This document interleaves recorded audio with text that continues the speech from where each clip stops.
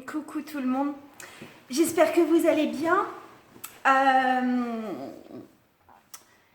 Très honnêtement, moi ça va un peu bof, il n'y a rien de grave qui se passe du tout, c'est juste que je suis dans un état de fatigue intergalactique.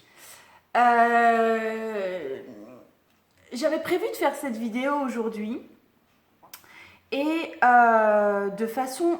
Déjà, j'avais prévu de le faire de façon assez spontanée, mais là, pour le coup, c'est vraiment très spontané parce que j'avais prévu d'être dans mon bureau, j'avais prévu de ne pas être fatiguée comme ça. Et en fait, je me suis demandé si j'allais la faire avec l'énergie que je porte aujourd'hui, c'est-à-dire franchement, une espèce de lourdeur et une forme de découragement, peut-être. Puis après, je me suis dit que non. De toute façon, ce que je voulais faire, c'était une vidéo de bilan, que le bilan est positif. Que je voulais parler entre autres de mes carnets et que je pense que ça va me faire du bien, ça va un peu me rebooster d'en parler. Et puis je pense qu'au fur et à mesure, je vais pouvoir un peu lâcher aussi. Bon, j'y vais, on verra bien ce que ça donne. Donc il n'y a pas longtemps, j'ai commencé un nouveau carnet, un nouveau bullet journal. C'est mon 16e carnet de ce type. Je fonctionne en format de 3 mois. Et en fait, ce que je fais depuis 1, 2, 3, 4, 5 journaux, c'est que au début du journal, je remplis un truc que j'appelle là où j'en suis, simplement. Alors, et je vous invite à faire la même chose, hein, si c'est quelque chose qui vous plaît. Voilà, ça s'appelle là où j'en suis. Et ensuite, je fais un espèce de petit dépiotage de ma vie, là où elle en est, ou comment je me sens, ou à quoi je suis arrivée, ou enfin voilà, ce que j'ai accompli. Je le fais selon les 12 maisons astrologiques. Honnêtement, je ne vais pas vous les dépioter là maintenant telles qu'elles sont les 12 maisons astrologiques, parce que vous les retrouverez archi facilement en ligne, mais en gros, en 1, je parle de là où moi je me sens, où est-ce que j'en suis dans mon identité, comment est-ce que je me présente en monde. Le 2, je dis où est-ce que j'en suis par rapport à mon aspect financier, par rapport à mon habitation notamment.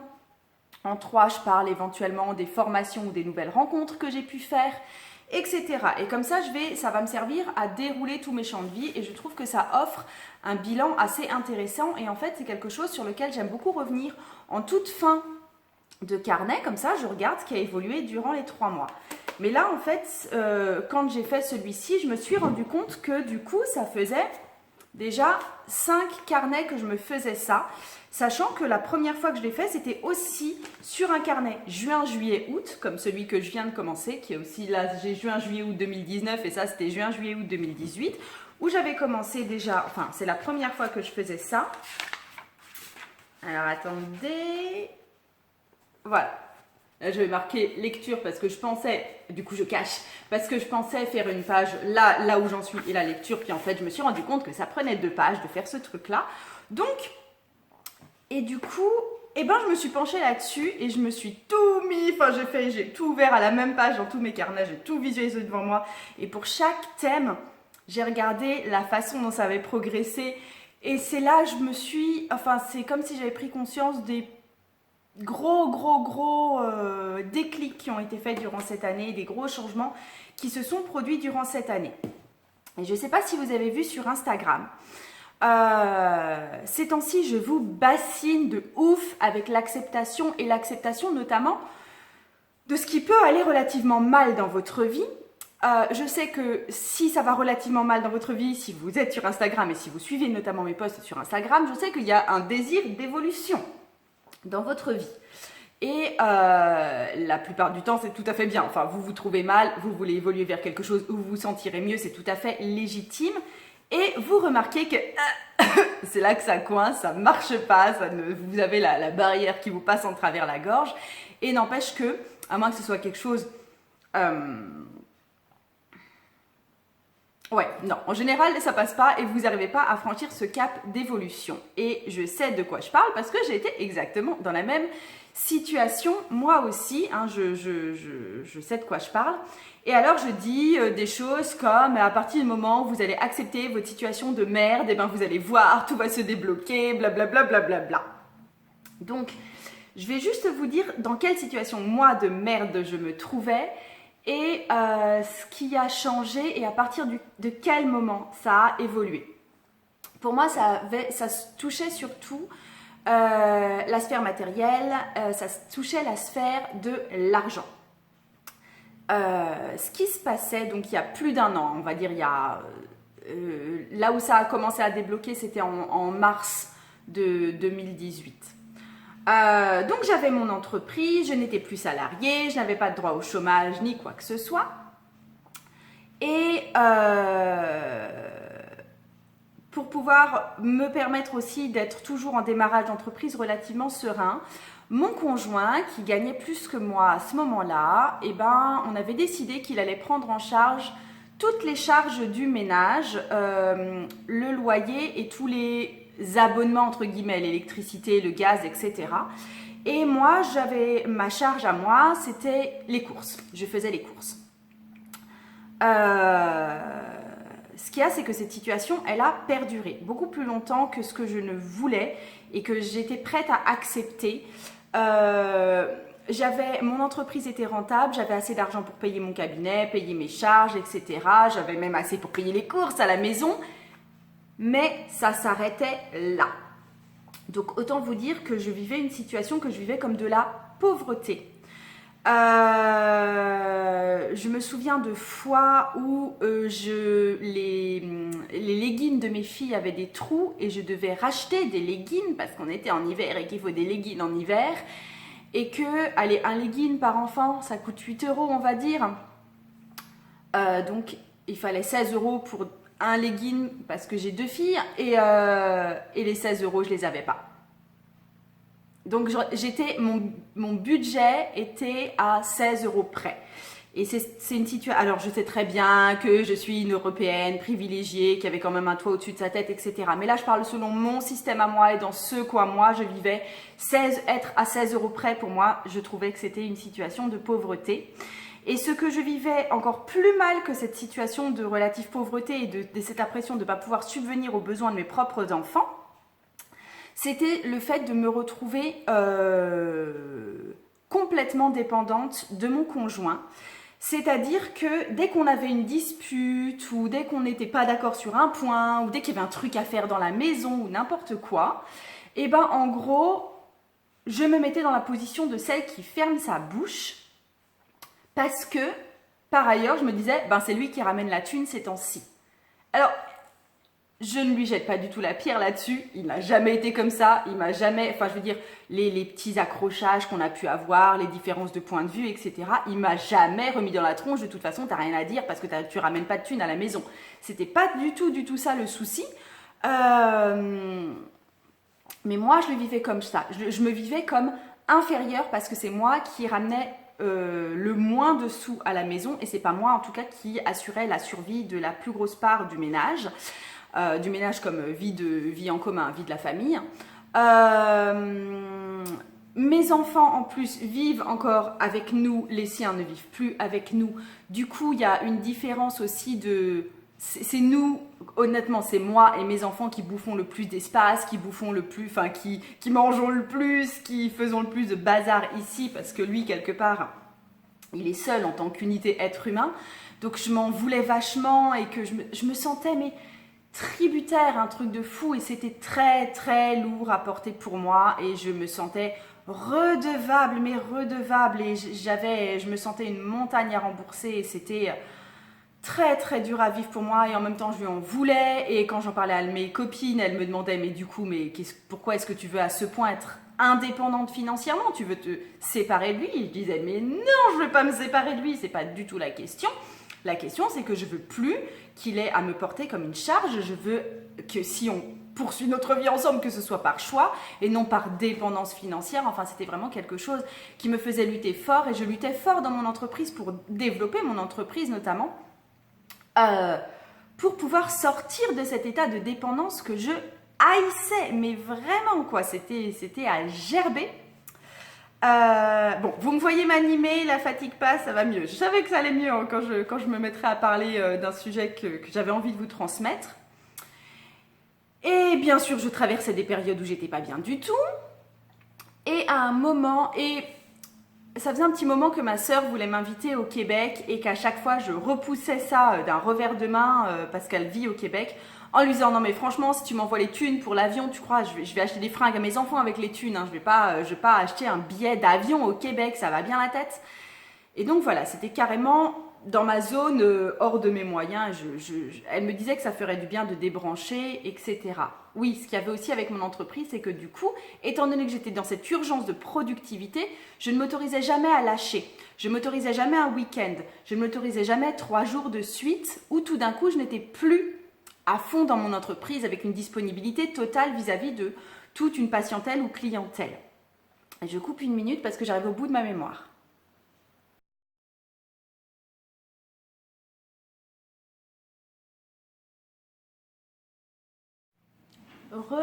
Hello. Ok. Ouais, donc je m'autorisais aucun moment de répit dans mon entreprise non plus. Donc j'étais en permanence sous tension pour me sortir de ces problèmes financiers. Même si, comme je le répète, je ne manquais fondamentalement de rien. Ce qui me faisait surtout souffrir, c'est d'être la nana dépendante, quoi. Et donc j'allais pas bien. Et mon mari et ma sœur ont manigancé un truc derrière mon dos. Mon homme m'a acheté un billet d'avion aller-retour pour le Québec.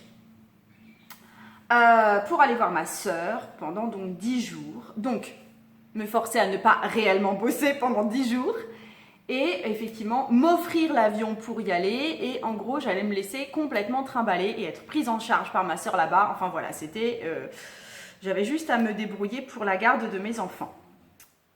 Et bien sûr, j'ai pleuré, j'ai tempêté, j'ai dit que c'était pas possible, etc. Enfin voilà, ça me renvoyait vraiment à cette image d'hyperdépendance. Parce que pour le coup, j'avais même pas mon mot à dire. Et c'était pas moi qui finançais rien. Donc j'étais très en colère et en même temps pleine de gratitude et j'étais super, enfin c'est un cadeau très très mignon, très très adorable et du coup, il m'a pas prévenu du jour pour le lendemain bien sûr, mais du coup ça a fait son chemin le temps que je pose les dates, etc.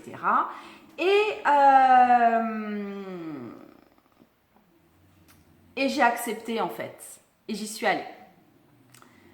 Et pour une fois, j'étais pas dans le genre je fais semblant de pas voir que c'est lui qui paye l'électricité et le gaz, ou carrément je lui reproche de payer des trucs parce que moi je peux pas avoir ma place dans cette maison où je paye plus rien. J'ai juste accepté qu'il m'ait offert ça et j'ai accepté que ma sœur m'offre l'hébergement et tout et tout. J'ai juste accepté qu'on me donne et j'ai accepté de me laisser aller et que ouais, ok, j'étais une putain de femme entretenue, complètement dépendante des autres et qui vivait au crochet de son homme ou quelque chose comme ça et qui n'y arrivait pas et que merde et que j'allais quand même prendre mon pied comme ça parce qu'on m'offrait un voyage et que c'est quand même cool de se faire offrir un voyage. Et c'est à partir de là que ça a bougé. C'est vraiment à ce moment-là que ça a fait clic. Enfin, c'est comme si on avait mis une pièce dans une machine. Parce que déjà, mon avion pour le Québec, il a eu plus de 24 heures de retard. Et ça a été, je ne sais pas si vous me regardez les filles avec qui j'ai vécu ça, je vous embrasse fort. Mais ça a été 24 heures magiques. Parce que du coup on s'est retrouvés dans un groupe d'environ 6 filles à s'entraider pour ces 24 heures. On a été transportés à un hôtel pour passer la nuit là-bas. Il a fallu qu'on partage les chambres. L'hôtel il était à plus de 2h30 de route. On a dormi ensemble dans le bus. Le lendemain il y en avait une parmi nous qui donnait des cours de yoga. On a fait du yoga tout ensemble dans la salle de transit de l'aéroport. Enfin franchement j'ai vécu un moment hors du temps, hors de la... Je ne sais pas s'il y a un aéroport, c'est vraiment la France. Enfin, je veux dire, c'est des zones internationales, en fait. Avec ces filles que je ne connaissais pas, qui étaient toutes différentes, qui étaient super géniales. Et en plus, c'est à ce moment-là que comment dire, il y a une espèce de tuyau financier qui s'est ouvert parce que, en fait, étant donné que l'avion avait plus de 24 heures de retard, eh ben on a tous, tous les passagers, ont été indemnisés de leur vol. Et mon homme m'a laissé les sous. Donc j'ai eu, je peux plus vous dire, mais j'ai eu quelque chose comme 350 € qui me sont tombés tout cuit dans le bec alors que j'avais juste rien demandé et que j'avais pas bossé pour ça. J'ai rien fait, franchement j'ai rien fait. Et en plus on m'a payé une nuit d'hôtel avec des copines filles que j'avais jamais vues, jamais rencontrées, avec qui ça s'est super bien passé. Et, et voilà, et ça a été le premier clic.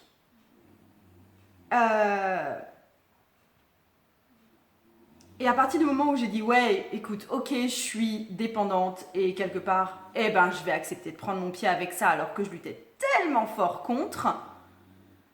À partir de là, il y a vraiment tout qui s'est enchaîné dans mon entreprise notamment, et puis du coup,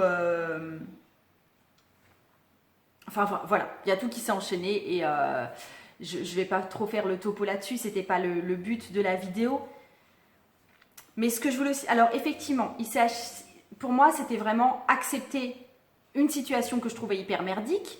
Tout le monde ne le vit pas de la même façon. Hein. Il y a d'autres trucs que d'autres personnes trouveront affreuses. Moi, ça me fera ni chaud ni froid.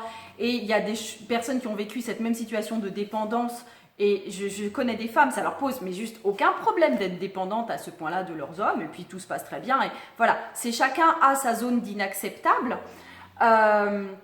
Ma zone d'inacceptable à moi des années précédentes, elle était là. Ce que je veux dire, c'est que quand j'ai accepté, ce n'était pas, malheureusement pas, c'est pour ça que je ne sais pas si c'est vraiment reproductible là pour vous, si vous êtes dans une situation de merde, c'était pas un effort conscient d'accepter. C'est juste qu'à un moment, c'est pas un espèce de... Je me suis pas mise dans la posture yogini là, et j'ai pas dit maintenant j'accepte cette situation que je suis, j'accepte mon état de femme dépendante et je vais lâcher prise sur toute ma rancœur vis-à-vis de ma situation. Je l'ai pas du tout vécu comme ça, pas un instant, et je ne pense pas que ça se vive comme ça. C'est juste punaise, ça fait mal aux tripes de me sentir comme ça. Et puis merde, je vais quand même vivre avec. Il y avait quelque chose de comme ça, de l'ordre du renoncement, de l'ordre du « allez tous vous faire voir, c'est ce que je suis et c'est comme ça » quoi. C'était plus spontané, ce n'était pas spirituel. D'accord? Ce n'était pas un mouvement spirituel. C'était juste du « allez ». C'était quelque chose qui ressemblait à ça. Et c'est aussi pour ça que je vous en parle ce temps-ci sur Insta, le fait de « ok ». Vous êtes dans une situation hyper merdique, sans doute, je peux le concevoir. Et je peux concevoir que vous ne vouliez pas de cette situation merdique et que vous vouliez vachement mieux dans votre vie. Je suis OK. Mais tant que vous n'acceptez pas de vous aimer vous-même dans cette situation merdique, tant que vous n'acceptez pas de dire « mais ça, même si j'en veux pas a priori, ça c'est moi, c'est là où je suis et je peux pas faire autrement qu'être là-dedans ». Et c'est aussi ça, vivre l'instant présent, c'est vivre la merde de l'instant présent et c'est vivre la personne qu'on n'a pas envie d'être à ce moment-là, vraiment le vivre, qu'à ce moment-là, et accepter de stagner dans cette putain de situation de merde, à ce moment-là, il peut se passer autre chose. Tandis que si vous êtes toujours dans l'esprit de « je veux m'en sortir », eh ben vous restez dans cette énergie de « je veux m'en sortir ». C'est tout. Pas dans cette énergie de « je suis là et advienne ce qui doit advenir ». Donc voilà ce que je voulais vous dire. Je n'ai pas encore trouvé... Alors, je travaille beaucoup avec des personnes ces temps-ci sur mon programme Mon ombre en lumière, où on œuvre autour de prises de conscience qui font que pourquoi on se maintient dans des situations merdiques. Et du coup, le fait de prendre conscience de ce qui nous maintient, parce que j'en ai pas pris conscience moi, pour mon état de dépendance, mais ce qui nous maintient dans ces situations merdiques, vraiment prendre conscience des tenants et des aboutissants, voir ce qu'on vit des fois dans des vies peut-être parallèles ou de ce qu'on vit au niveau transgénérationnel. Ça nous aide à le digérer, à l'accepter pleinement, à le vivre pleinement en soi et ensuite à le dépasser. Donc ça, c'est un travail que je fais. Et si c'est un travail, je n'arrive pas à formuler ma phrase en français. Si ça vous intéresse de faire ce travail avec moi, je vous mets le lien en dessous. Je vous invite aussi à faire ce genre de petits bilans ou de petites... ou de petits temps d'introspection sur là où j'en suis. Vous pouvez l'appeler différemment, hein, parce que là où j'en suis, j'avoue que j'ai pas été super inspirée par le titre, mais parce que faire ces retours en arrière, personnellement, ça me fait du bien. Des fois, ça fait pas du bien parce que je me rappelle l'avoir fait pour des trucs qui datent de plus longtemps et de me rendre compte qu'il y avait des choses qui n'avaient jamais bougé en fait, alors que je voulais qu'elles bougent, mais voilà. Ouais, voilà ce que j'avais envie de vous partager en termes de petite inspiration là pour aujourd'hui. Moi, du coup, là, ça m'a redynamisé de vous parler parce que faut croire que ça m'aide d'être dans cette énergie de partage là. Pas toujours, mais des fois. Je vous fais des énormes bisous et après, le reste de ma journée m'appartient. Je ne sais pas si je vais accepter mon état de lassitude extrême et que je vais juste prendre un bouquin à m'affaler sur le canapé ou si au contraire je vais continuer à travailler un petit peu parce que j'ai des rendez-vous cet après-midi. Et je vous laisse, je vous embrasse bien fort. Salut!